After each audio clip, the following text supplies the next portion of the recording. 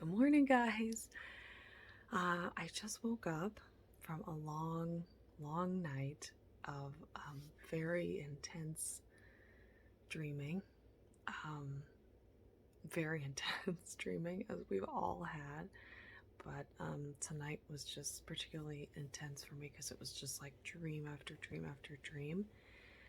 And so I'm on this journey of healing wounds, healing trauma in order to heal from chronic illness, which is at its root an energetic illness.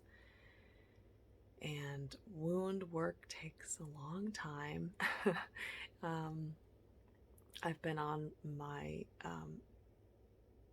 chronic illness journey for about 10 years, and my recovery journey for over 2 years now. And I did not start making progress, significant progress in my healing until I started doing wound work, until I started healing trauma, until I even recognized that I had any and then started working on it. At this point in my, and I've healed so much and I've worked through so much, and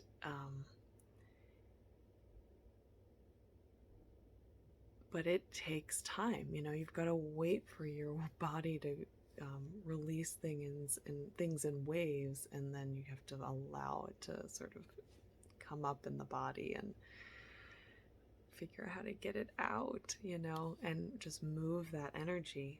And it takes time because your body has to be ready. It has to feel safe enough. You have to create a safe enough environment for that to happen. And with all of our dysfunctional habits, and I shouldn't say it that way, all of our habits that have just been programmed in us, or the strategies that we've used to survive whatever we've been through, having compassion for that, which is why I changed for the way I said it, creates a safe environment for your body to know that it's safe to let this out. I'm here, like, you can come out. Well, so now I'm in this place right now where I'm trying to heal my lymph. I have very stagnant lymph, and if you just look at my face, you can see, you can tell the best in yourself, right? But I can see a lot of fluid being retained in my face and all over my body, especially my abdomen. So stomach distension is a pretty much daily difficulty that I have. And this is lymph. And I know that I have stagnant lymph, and I have very thick lymph. So lymph is the fluid that takes out all the toxins from your body. Blood brings in nutrients to all of your cells and your organs and everything. Lymph is what takes all the toxic waste out, and then it exits up here above your clavicle into your cardiovascular system, and then you pee, poop, sweat, bleed the toxins out. Well, so if you have stagnant lymph, the toxins can't get out properly.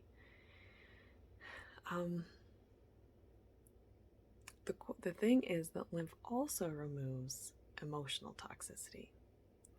Well, so why would the lymph be clogged then? Why is it slow? Why is it clogged?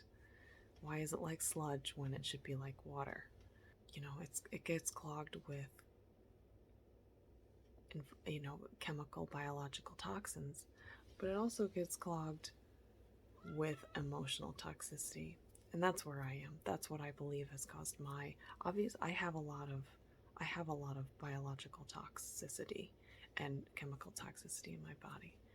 But my belief, and what has been shown to me again and again in this journey, is that the root cause is energetic and it's emotional. It's deep wounds that have created so much emotional toxicity in my body, in my mind and body, that it has caused all of the biological things and the chemical things to happen as a result. So how do you heal? You don't heal the biological and chemical things.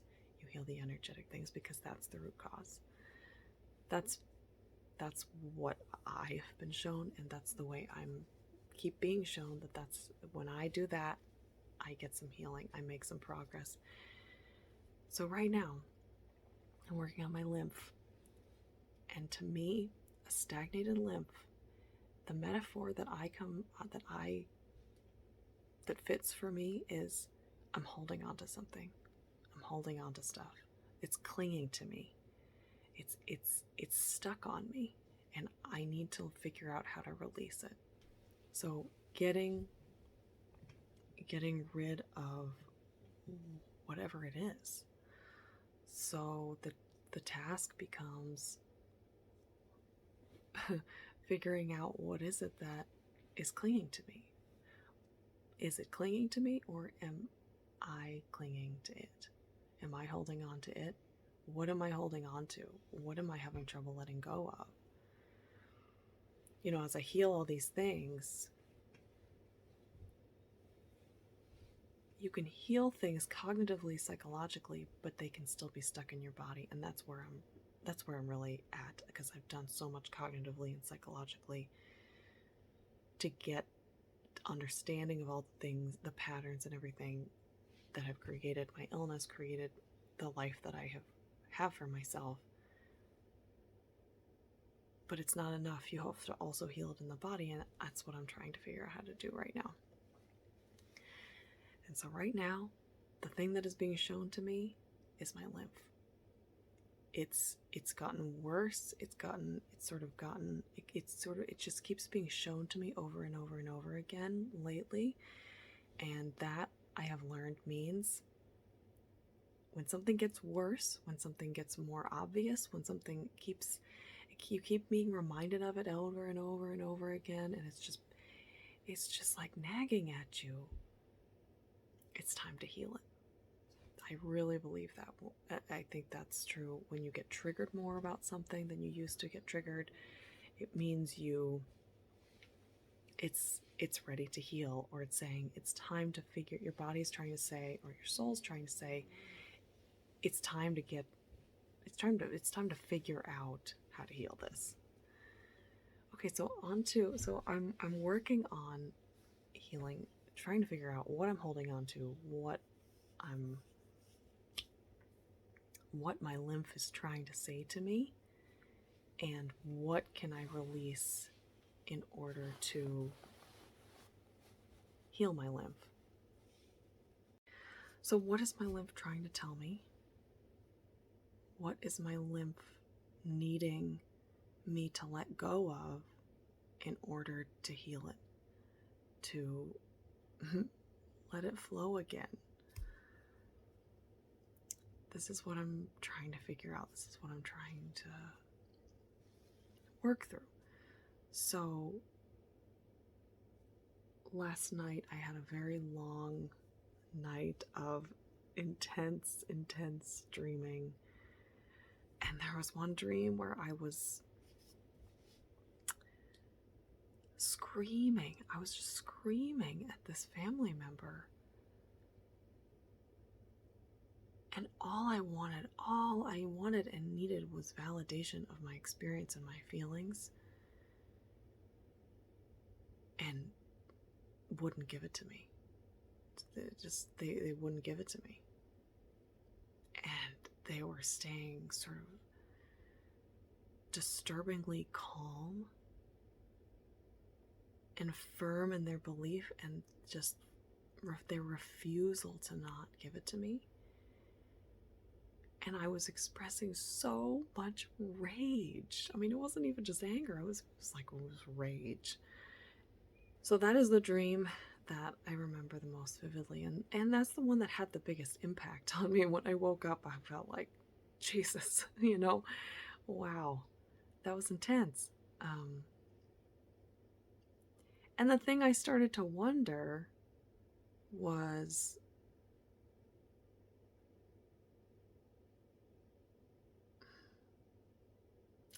can expressing your such intense emotion and letting it all out in your dream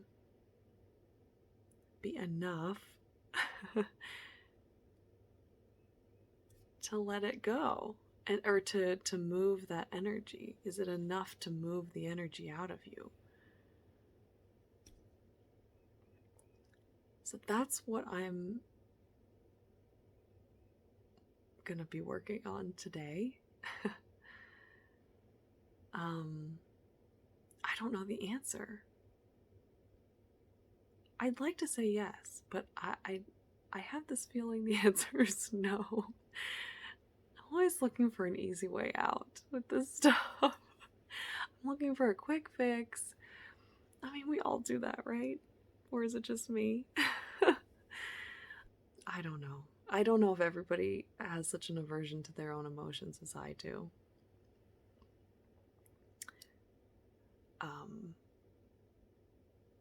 But that's interesting because it brings up something that's come up very recently for me. I realized one of my core beliefs that I developed as a child, a disempowering belief,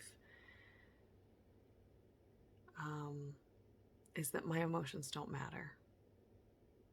And when I first realized that, it was just a few days ago. When I finally got to the core belief in one of my meditations, after recognizing, becoming conscious of a bunch of thoughts that I had been having that trigger a very negative, I want to call it triggered state, triggered state, started a triggered state, where it just, I completely change, and I'm grumpy and I'm down and my voice is monotone and everything is I can't and I don't want to and no, everything's no. Everything's annoying. Everything's black and white. It's a triggered state. And so I was working on, well, what are the thoughts that I'm having during this state? And the thought was, I don't want to, but I have to. And I realized I have that thought anytime I'm doing something and I enter this triggered state, I realize that is a thought that is coming into my mind. And you can't just it's not as easy as just changing the thought, but being conscious of the thought is a huge first step. So what I realized was, that's an important thought to be cognizant of. And then, but what is the core belief, or the wounded inner child? What is the wounded inner child believing that thought is coming from? And as I worked through it over a few days, Spider-Man's in the background, I did a meditation and realized, it just came to me very suddenly, and I realized that it is, my emotions don't matter.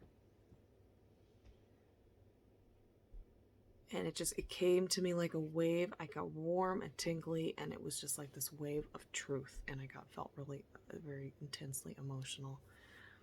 That's an indication of truth, when some sort of emotional wave comes over you very quickly.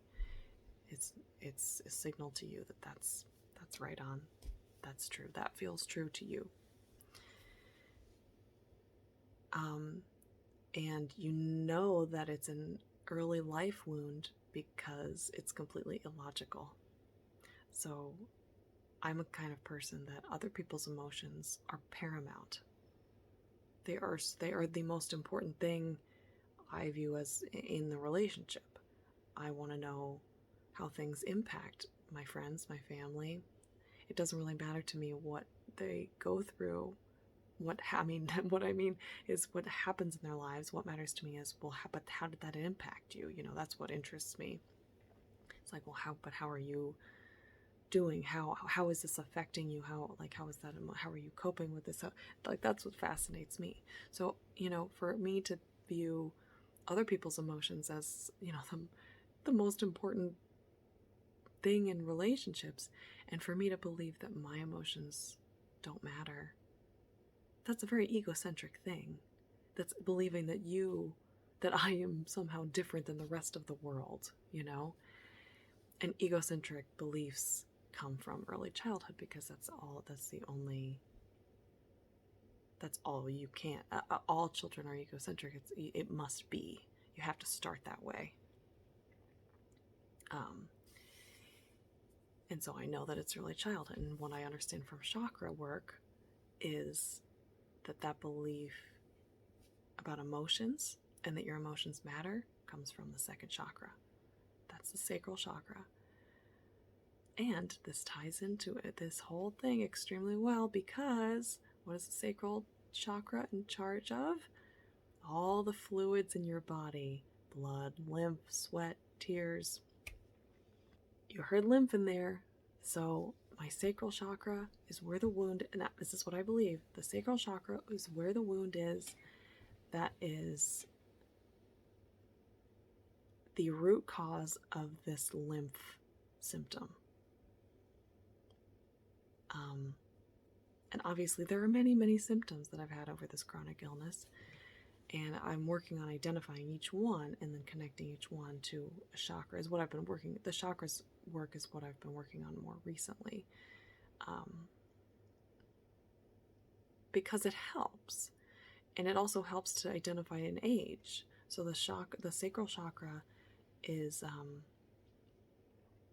in early childhood is formed, or the energetics and the beliefs around that chakra are formed in age 2. So, which is very funny because I was told by a psychic what should I call him? A medical intuitive, not psychic. I should call him a medical intuitive. That something happened to me when I was 2. That really changed things for me, and when I started to have very unloving thoughts of myself. So maybe this is connected to that my emotions don't matter. I mean, that's pretty unloving. Telling myself that my emotions don't matter, I mean, that's very unloving. But, you know, as a child, you do what you make conclusions that you need to survive. For whatever reason I needed to. So this is what I'm working on. And, you know, I'm wondering if the way to heal this is to, in my everyday life, prove to myself that my emotions do matter. And you know what's crazy about this is that the conclusions that I've drawn from this illness is that my emotions matter more than pretty much anything else in terms of healing this illness. You know, it's like my emotions are the driving force, and they are what I have to work through in order to heal. So they're the most important. It's this like sort of beautiful, it's this beautiful cyclical thing, and it's this beautiful lesson that hurts like hell.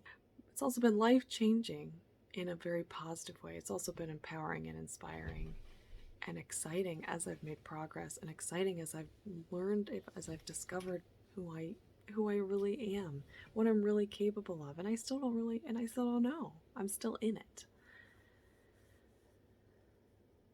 All right, so that's what I wanted to cover today. Lymph, emotions, dreams, letting your emotions out in your dreams. You know, I mean, because I'm thinking that is a natural way that our bodies work through stuff.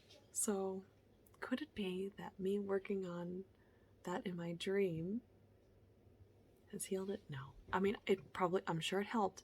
And you know, maybe the main way that it helps is that it brings it to consciousness.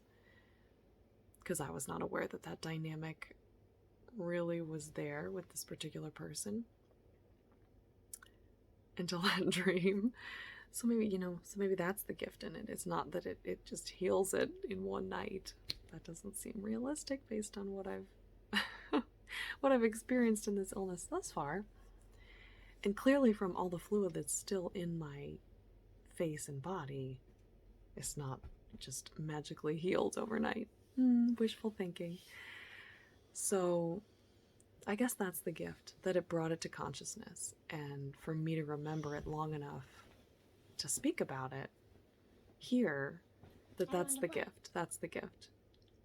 And my boy is ready to play. So that's the end. All right. Thanks, God.